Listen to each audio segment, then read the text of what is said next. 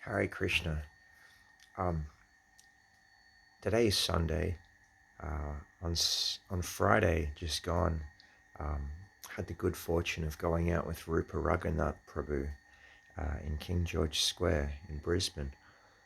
He instigated a 24-hour Harinam Sankirtan across 2 days, so 12 hours on Friday and 12 hours on Saturday.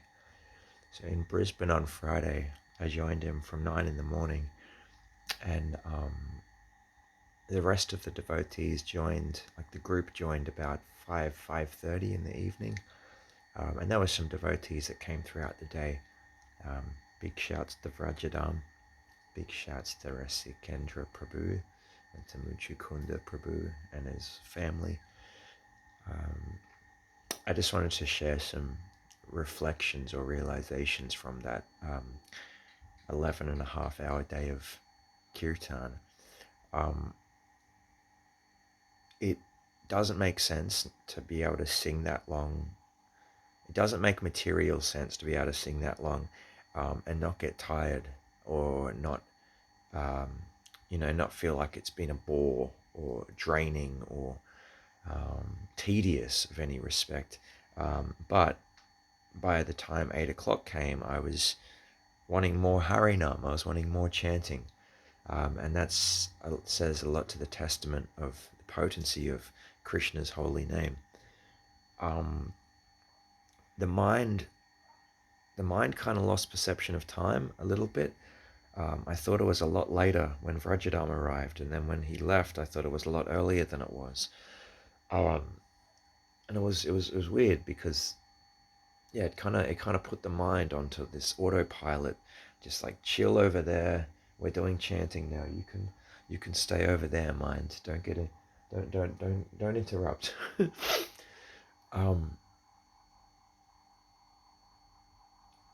the mind also it normally is like you're singing too long or you're doing the same tune for too long or like something of like a fear-based insecurity comes to mind as to why you should stop. And when there's only one person there singing, as it was for the most of the day, because the other devotees were doing books, um, it's awesome to be able to just put the mind over there and go, no, we're doing this. It's a meditation. It's a mantra meditation. And you're just going to sit over there, mind, and wait till we're finished. um, there was one lady who was working for the Cystic Fibrosis Association who was quite unfavorable to us when we set up the table, when Rupa set up the table. And through the course of the day, she'd say sort of somewhat derogatory things, telling us to go away and leave. And twice she put bubble gum or chewing gum onto the books. One Science of Self-Realization and one Teaching of Lord Chaitanya had bubble gum placed on their covers.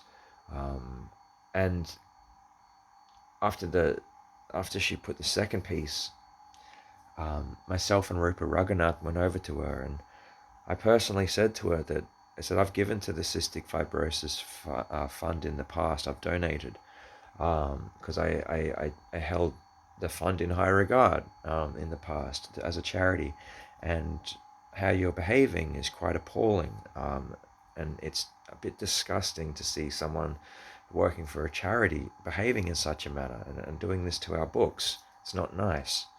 So the lady said, I'm sorry, Hare Krishnas, and was quite remorseful after that. She didn't bother us after that. So it was nice that she acknowledged what she did and she apologized. Um, so yeah, my realizations from Friday and then a little bit of chanting on Saturday at Burley Heads as well is that it's awesome. It's easier than you think to do long chanting. You just have to put yourself there, and the chanting takes place. It takes control of the rest. Um, so like the body doesn't want to go out. The mind definitely doesn't want to go out. But if there's any component inside your heart that wants to go out and try some Hare Krishna chanting in public, please do. If you want to chant for a long period of time, please do. Just give it a try. You'll find it's a lot easier than the mind tries to convince you that it is. So, yeah. All glories to Rupa Raghunath Prabhu. Hare Krishna.